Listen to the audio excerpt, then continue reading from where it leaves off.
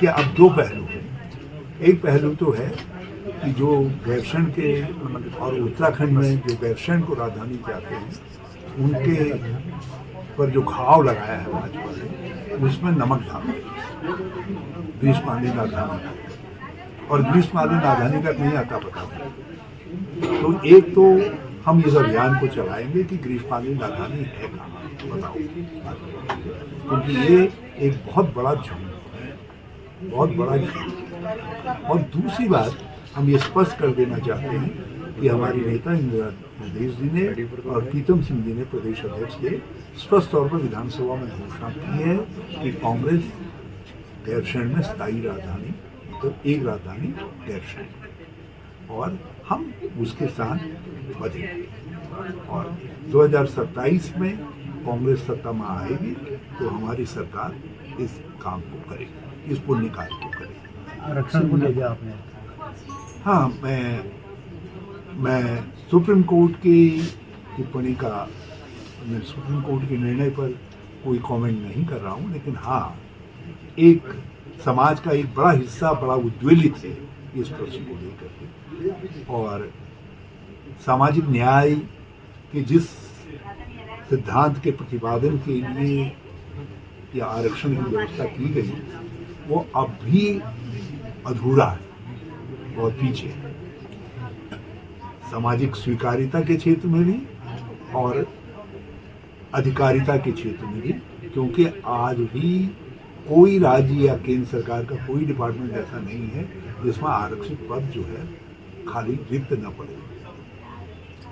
Sir, ये नगर पालिका चुनाव तो ऐसे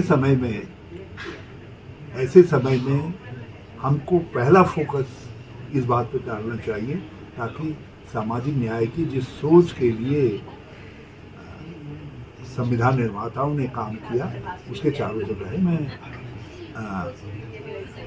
माननीय उच्च न्यायालय से भी और माननीय केंद्र सरकार से भी ये प्रार्थना करना चाहता हूँ, कहना चाहता हूँ कि जो सड़कों पर निकले हैं उद्वेलित होकर के लोग, उनकी भावना की गहराई को समझा जाए, उस पर विचार किया और उसका समाधान निकाला। निकाय चुनाव भी लेट हो रहे हैं, 1 साल से लोग परेशान हैं। निकाय चुनाव में जो विलम्ब किया गया उसकी हम निंदा करते हैं, जो जानबूझ करके राजनीतिक कारणों से किया गया, और विलम्ब न हो इसके लिए हम सब लोगों को सावधान करना चाहते हैं। और कांग्रेस यदि और विलम्ब किया गया तो हम सड़कों पर निकलेंगे।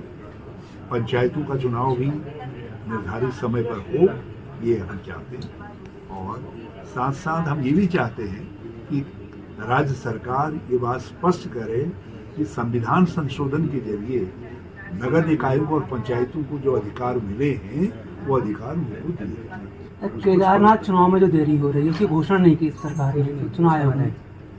सरकार डरी हुई है।